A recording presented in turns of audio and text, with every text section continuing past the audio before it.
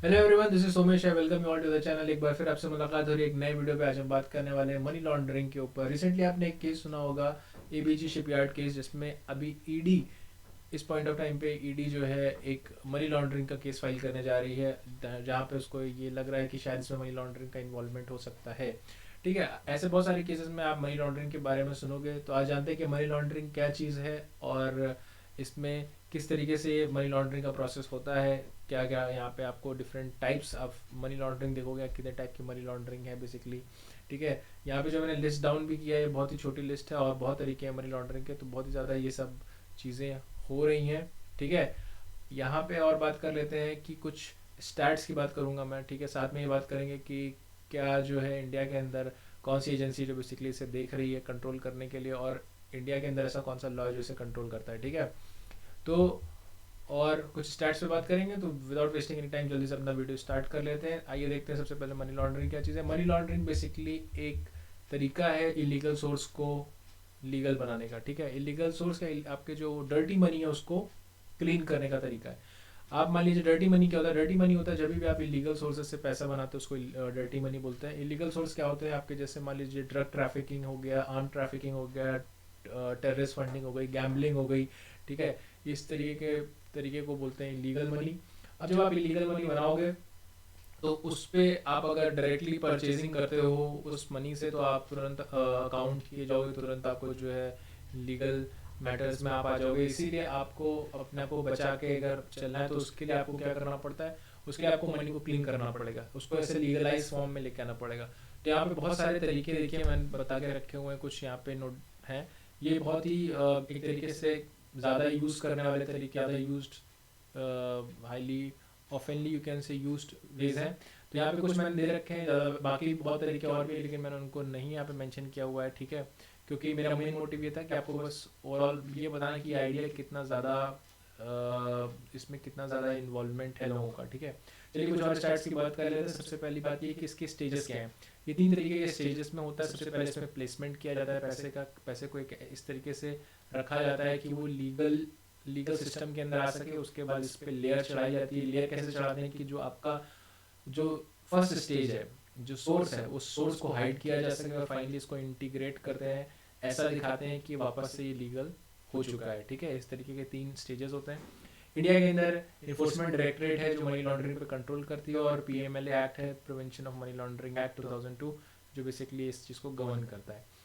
Overall total world की GDP का 2 से 5% बेसिकली ऐसा पोर्शन है जो मनी लॉन्ड्रिंग के अंदर आता है, मतलब उस उतने पैसे को लॉन्डर किया जाता है। ठीक है, अब आते हैं कुछ टाइप्स पे, बात कर लेते हैं कि क्या क्या टाइप्स ऑफ मनी। सबसे पहला है स्मर्फिंग।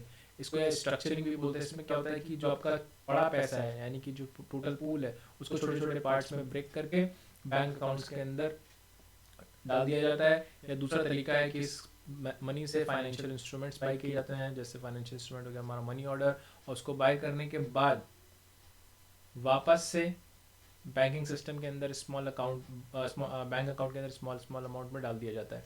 नेक्स्ट क्या है, बल्क कैश। बल्क कैश क्या होता है कि एक बड़े कैश को जो है स्मगल किया जाता है, इसको किसी दूसरी लोकेशन पे लेके जाएंगे, ऐसे जुरिस्डिक्शन में लेके जाएंगे जहाँ पे जो सीक्रेसी, बैंकिंग सीक्रेसी ज़्यादा है, या फिर आपके जो लॉ इन्फोर्समेंट है इस पर्टिकुलर चीज़ को लेकर के, मनी लॉन्ड्रिंग को, वो कम है। ठीक है, नेक्स्ट है आपका कैश इंटेंसिव बिजनेस। ऐसे बिजनेस में इन्वेस्ट करना जहाँ पे कैश का मेनली जो ट्रांजेक्शंस होते हैं कैश ओरिएंटेड होते हैं, जैसे तुम्हारा पार्किंग रिलेटेड हो गया, या फिर तुम कह सकते हो कि कार वॉश हो गया। तो इस तरीके के बहुत सारे बिजनेसेस है जहाँ पे अगर cash and cash related businesses हैं, जो हाईली कैश बेस्ड बिजनेस है।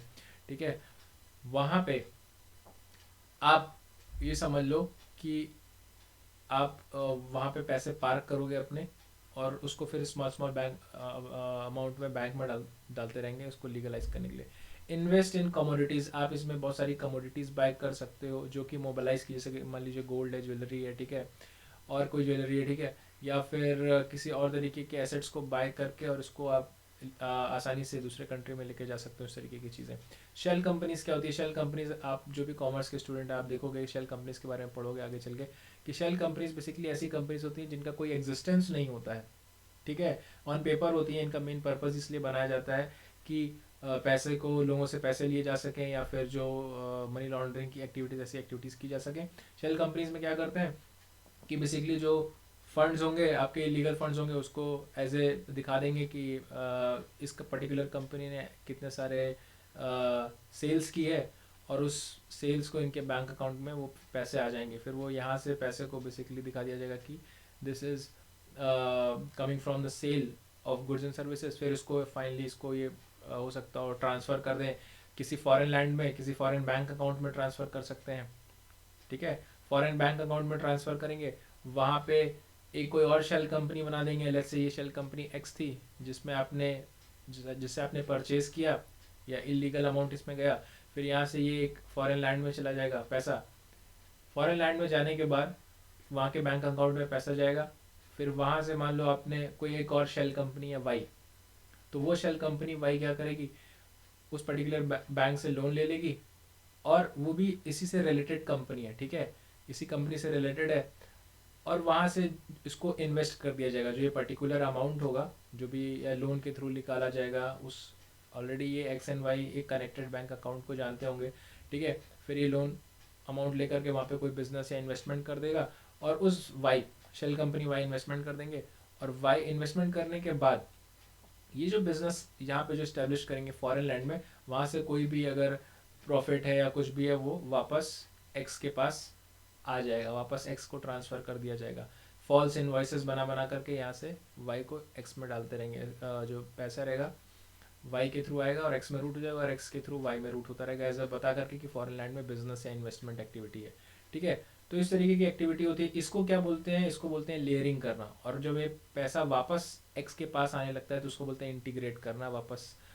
एक लीगल तरीके से लीगलाइज होने के बाद ये पैसा वापस एक्स के पास आ रहा है। पैसा मूव होता है बैंक अकाउंट में, बैंक अकाउंट से शेल कंपनी के पास गया, शेल कंपनी से फिर शेल कंपनी एक्स के पास गया, फिर वाई के पास गया, वाई के थ्रू मूव होकर के वापस वहाँ सिस्टम में लीगलाइज हुआ, इन्वेस्ट किया, और उसको एज अ प्रॉफिट दिखा दिया शेल कंपनीज के अंदर, ठीक है, एक्स के अंदर, ठीक है। बैंक कैप्चर कैसे, पूरा पूरा बैंक ही बाय कर लिया। मान लो मेजर स्टेक्स किसी बैंक में जहाँ पे ऐसी जुरिस्डिक्शन है जहाँ पे आपका वही चीज़ है कि ज़्यादा लॉ इन्फोर्समेंट इस चीज़ को लेके नहीं है वहाँ पे, या सीक्रेसी ज़्यादा नहीं है, तो वहाँ पे एक पर्टिकुलर बैंक बाय कर लिया, मेजर स्टेक्स बाय कर लिया, और वहाँ से ऑपरेट कर रहे हैं, ठीक है। कसिनोज हो गए, कसिनोज में गए, जैसे आपके पास लार्ज अमाउंट ऑफ कैश है, उस कैश को लेके गए और उस जगह पे चिप्स बाई की, और जब लास्ट में गेम खेलने के बाद 2-3 गेम खेलने के बाद उसके बाद वहाँ से उसी जो चिप्स को वापस से कैश में कन्वर्ट करके चेक के फॉर्म में लेके आ गए। तो इस तरीके कसिनो। फिर साइबर लॉन्ड्रिंग, आजकल आप देखते हो कि बहुत सारे ईमेल्स आपको आते होंगे जहाँ पे आपको लॉटरी के बारे में बताते होंगे, या फिर आपके फेसबुक से कनेक्ट करते होंगे, ठीक है। तो इस तरीके की चीज़ें जो भी एक्टिविटीज़ होती हैं, ये भी मनी साइबर लॉन्ड्रिंग भी एक, जैसे मान लो तुम क्रिप्टो करेंसी में इन्वेस्ट करना हो गया, ठीक है, ई कॉमर्स में कमोडिटी बाइंग हो गई, या गेमिंग के थ्रू, तो बहुत सारा इसमें भी आजकल डिजिटाइजेशन की वजह से भी बहुत सारा मनी लॉन्ड्रिंग का एक्टिविटी थोड़ा बढ़ गया है। ट्रेड बेस्ड क्या होता है, जैसे मान लो कि तुम इम्पोर्ट एक्सपोर्ट करते हो, तुम्हारा इम्पोर्ट एक्सपोर्ट का, बस थोड़ा सा एग्जांपल दे रहा हूँ, और भी इसमें बहुत तरीके कॉम्प्लिकेटेड मैटर्स हैं, लेकिन एक सिंपल से एग्जांपल समझा रहा हूँ। मान लो तुम एक्सपोर्ट करते हो 2 मिलियन ऑफ गुड्स, 2 मिलियन के मान लो वर्थ तुम गुड्स एक्सपोर्ट कर रहे हो, ठीक है, और इम्पोर्टर ने तुम्हें लेकिन 1 मिलियन का ही बिल बना के भेजा है, तुमने जो गुड्स सेंड की उसकी वर्थ ही 2 मिलियन, ठीक है, 2 मिलियन, और तुम्हें जो इम्पोर्ट हुआ, मतलब जो तुमने रिसीविंग ली है, इन्वॉइस लिया है इम्पोर्टर से, वो सिर्फ 1 मिलियन का मिला है, ठीक है। तो इसको बोलते हैं अंडर बिलिंग करना। बिलिंग का तुमने कम करके दिखा दिया, और इस बंदे ने जो इम्पोर्टर होगा वो अपने जगह पे उसको सेल कर देगा 2 मिलियन के गुड्स, और बाकी 1 मिलियन रख करके आपको 1 मिलियन का पैसा डिफरेंस सेंड कर देगा। तो इस तरीके से पूरा ट्रांसफ़र ऑफ मनी होता है। काफ़ी चीज़ें हैं, देखो इसमें इतना दिमाग लगा रहे हैं लोग, ठीक है, कि पैसे को इधर से उधर स्ट्रगल करके कि पैसे को डिविएट किया जा सके। और तो सिंपल तरीके आप जानते ही हो कि टैक्स हेवंस में पैसे इन्वेस्ट कर देते, पैसे डाल देते हैं बैंक अकाउंट में, और उनके डिपॉजिटर्स के आप नाम नहीं डिस्क्लोज करते। तो बहुत सारे तरीके हैं मनी लॉन्ड्रिंग के। अब ये केस आप देख रहे हो, ये तो हो गए जनरल डिटेल्स मनी लॉन्ड्रिंग को लेके कि मनी लॉन्ड्रिंग क्या चीज़ है। कुछ और स्टैट्स पे हमने बात कर ली। अभी रिसेंट में जैसे मैंने बताया था कि जो कंपनी है एबीजी ग्रुप, उसमें भी ऐसा देखने को मिल रहा है। मनी लॉन्ड्रिंग क्यों देखने को मिल रहा है ये भी बता देता हूँ। जो एबीजी शिपयार्ड कंपनी है उसमें जो लोन लिया गया है उस लोन का मिसयूज़ किया है, ऐसा बताया जा रहा है। 2012 से 17 के बीच में फंड्स को जो है रिलेटेड पार्टीज़ को ट्रांसफ़र किया गया है ऑफशोर। ऑफशोर मतलब जो बाहर कंट्री के अंदर इसकी रिलेटेड कंपनीज होंगी उनको ट्रांसफ़र किया गया है फंड्स, ठीक है, एज एन इन्वेस्टमेंट पर्पज़ या कुछ भी पर्पज़ के लिए, लेकिन जिस चीज़ के लिए लोन लिया गया था उस चीज़ के लिए नहीं लिया, इसलिए इस पर थोड़ा सा डाउट हो रहा है ईडी को, और इसीलिए वो इसीलिए इन्वेस्टिगेशन कंटिन्यू हो रही है। तो ये हो गया मनी लॉन्ड्रिंग के बारे में। अगर आपको वीडियो अच्छा लगा हो तो प्लीज़ लाइक करना, और अगर और ऐसे और कंटेंट के लिए तो मैं अगर प्लीज़ सब्सक्राइब करो, ठीक है। आगे मिलते हैं नेक्स्ट वीडियो में, टिल देन गुड बाय।